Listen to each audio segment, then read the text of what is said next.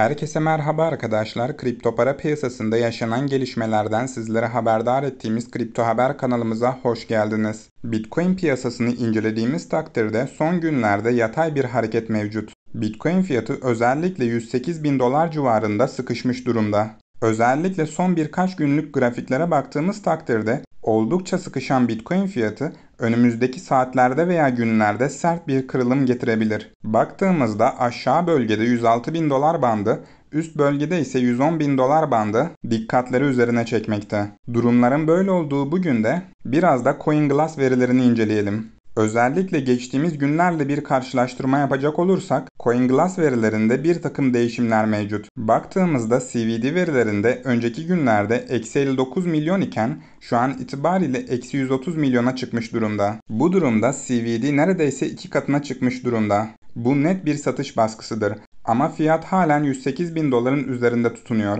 Bu ne demek olabilir? Satış baskısına rağmen dipler korunuyor. Yani alıcılar pasif bir şekilde absorbe ediyor olabilir. Bu tür durumlarda bazen sahte bir düşüş sonrasında yukarı bir kırılım gelebilir.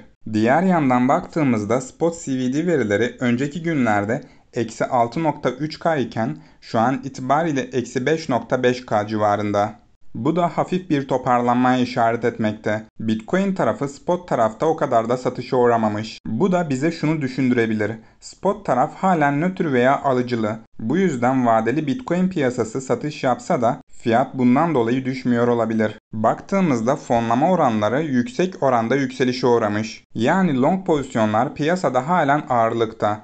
Ama bu pozitif fonlama short squeeze için potansiyel bir enerji olabilir. Open interest verilerinde küçük bir düşüş var. Yani bazı pozisyonlar kapatılmış. Bu da yükselişten sonra gelen kar realizasyonu veya zarardaki longların stop olması da olabilir. Bid-ask delta oranlarına baktığımızda ise 424'ten 332'ye düşmüş. Halen pozitif bölgede ama gücü azalmış. Yani agresif alımlar halen var ama önceki kadar güçlü değil. Özet olarak söyleyecek olursak vadeli piyasa yoğun satış yapıyor ama spot halen dirençli. Fiyat gelen bu satış emirlerine rağmen 108 bin doların üzerinde kalıyor.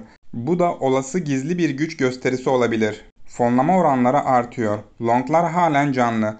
Ama bu kadar satış baskısına rağmen longlar çözülmüyorsa bu da bir tür risk iştahı yüksek piyasa yapısıdır. Yani önümüzdeki günlerde biraz daha dikkatli olmakta fayda olabilir. Özet olarak destek ve direnç noktalarını yakından takip etmek ve ona göre işlemler açmak çok daha sağlıklı olacaktır. Ayrıca özel Telegram grubumuzda gayet güzel kazançlar elde etmeye devam ediyoruz.